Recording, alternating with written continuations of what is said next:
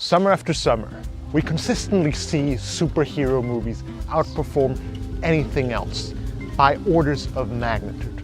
Well, I think it's because we like to see adversity be overcome through human ingenuity, through human ability. We like to see evil be defeated through ingenuity, through spirit, through superhuman strength. And this is not a new phenomenon. Indeed, if you go throughout history, you will consistently see that type of story being repeated. And among the stories that has endured the most is the story of Beowulf. And today, I would like to share that story with you. It happened many, many centuries ago in the land of the Danes, where a hero, a king named Hrothgar, had gotten a vast kingdom, the kingdom of the Danes. And by that point, he was washed up. He was in the twilight years of his life. And to celebrate all that, to celebrate his achievements, he had a massive hall built in the honor of the gods and to celebrate all of life's beauties and accomplishments, to celebrate life itself. So on top of a hill, this massive monument to life was built, and there was partying every single day. Everyone was having a great time. Everyone except Grendel.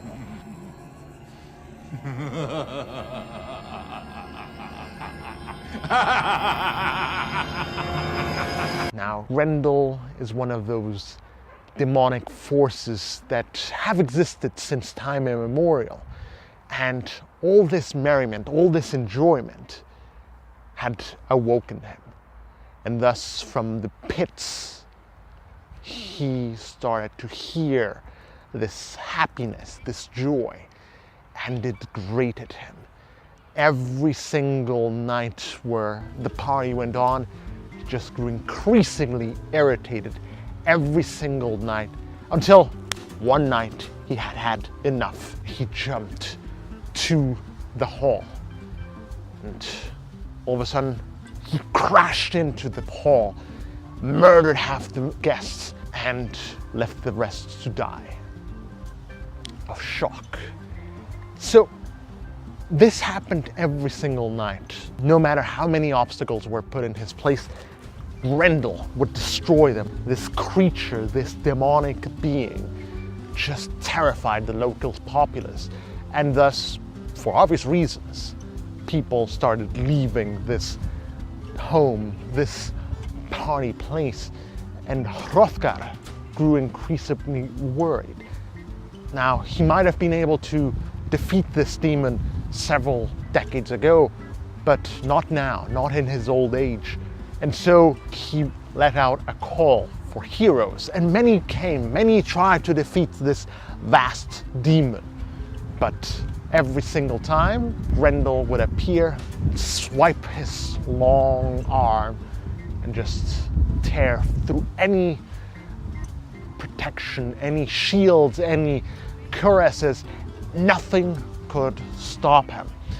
And eventually, a man by the name of Beowulf heard of this demon, of this evil that had taken hold of this space, and he took it upon himself to go and defeat it.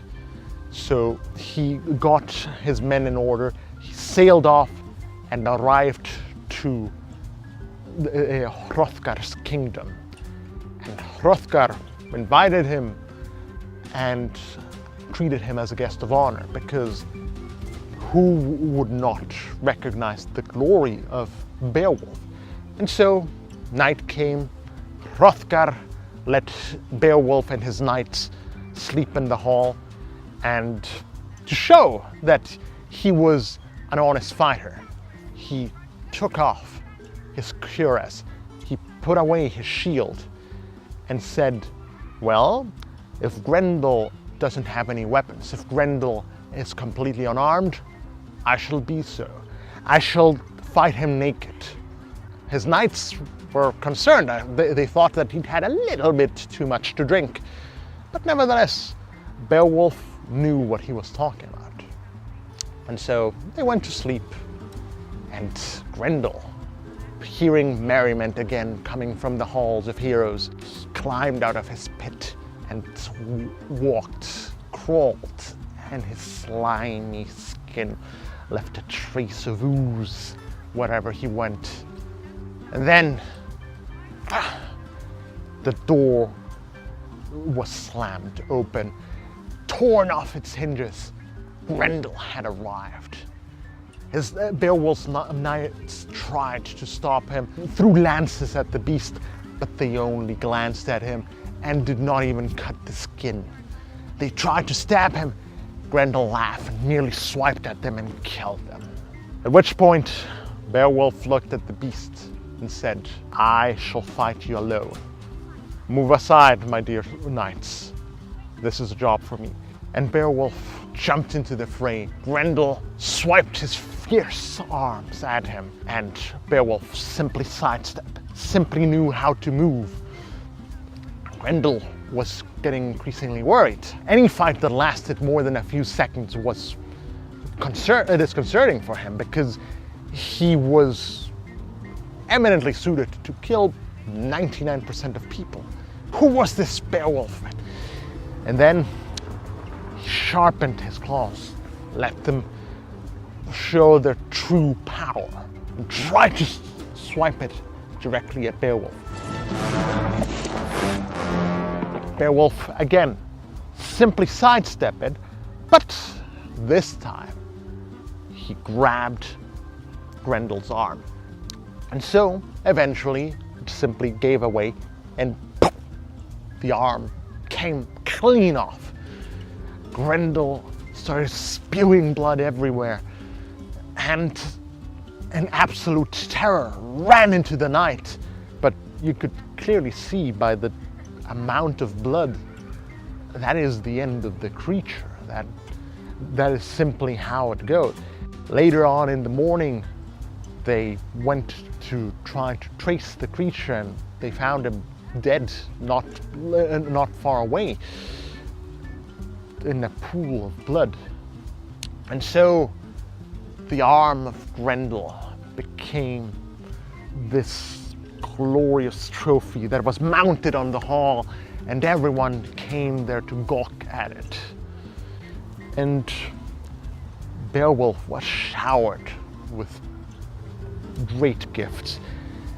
Naturally, that envious guy had to eat his words, and he gave Beowulf a sword because he actually spoke the truth. He had actually defeated this foul creature. We'll be ready for this then. But not everyone was happy with this turn of events. There was, of course, Grendel's mother, who was located in an even deeper pit. But eventually, gossip reaches everywhere, and she heard about it soon enough, and she was absolutely disconcerted. Her little boy had been murdered by this foul being, by this Beowulf. And so she slid out of her hole in a swamp and made the trek to the mead hall. But as soon as the door fell off its hinges, again for like the 20th time that year, Beowulf knew what he needed to do. He jumped into the action and briefly gave fight to Grendel's mother. Grendel's mother immediately knew that Beowulf was not the type of man that should be fought.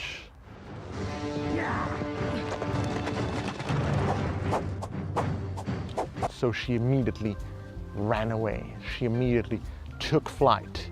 But Hrothgar, aware of the dangers of a mother seeking revenge, asked Beowulf one more time, "Please rid us of these beasts before they kill us all." So again, Beowulf donned his armor and with his knights, the ones remaining that is, he went off to fight this beast. It took several weeks of tracking, checking the ground, but eventually they ended up coming to the swamp where she inhabited it. It was much too poisoned. It had this horrible, noxious, sulfuric scent to it. So the knights simply stepped back and said, "This is a job for you again, Beowulf." Beowulf simply rolled his eyes and said, "Of course." So he simply jumped into the swamp, and at first his vision was completely dark. He couldn't see anything, but there were creatures there. As the more he sunk and the more air he let out from his lungs, just as he was thinking about letting go and start drowning, started seeing these little luminous creatures floating about. And eventually, Grendel's mother noticed his presence and she attacked him. She dragged him to a cave that was close by, which was her home, which was her lair, where she inhabited. And in the ensuing tussle, Beowulf took out his sword and tried to shove it directly into Grendel's mother. And the sword shattered into 1,000 bits. This was a creature that no man could kill. But amidst the pile of broken bodies and broken armor that the cave had, Beowulf saw a sword glinting off into the distance. And so, whilst he was evading the blows of Grendel's mother and trying to head back with little result, he ran to this sword quickly. And he grabbed it and he shoved it straight into Grendel's mother. And it worked. This was the sword of the giants. This was a sword with clearly mythical properties. And she died on that night. She bled out this black ooze and just looked at Beowulf with this absolute hatred. And shortly thereafter, Beowulf emerged victorious with the sword. He told his knights of the great stories, of the great riches there, of the broken bodies that he had found, and went to Hrothgar to tell him the great story of Grendel's mother. And Hrothgar again showered him in presents, showered him in great gifts. Beowulf had many great adventures after defeating Grendel's mother, and over the decades he amassed such fame that eventually he ended up getting Hrothgar's job after he died and became the king of the Danes. Over the decades, he proved to be one of the great rulers, ruling justly, ruling with wisdom. He was the defender of the Danes, and from any other tribe that dared attack him, he dealt with them with ruthlessness. And soon he was one of the most respected kings of his era. And that, my dear listeners, my dear viewers, is the story of Beowulf. It has elements of superhero movies. It has elements of comics because they're still very much human stories. They're still what it makes us be ourselves. So perhaps you found it silly how he beats the creatures. Perhaps you found it silly how he overcomes all odds. But at the end of the day, that's what we truly want out of life. We want to be able to defeat the villains. We want to be able to overcome difficulties, perhaps with initial troubles, but at the end of the day, we want good to triumph over evil. And that, I think, is one of the most human emotions out there. We want justice. We want for good to reign. But hey, that's just a thought. See you next week.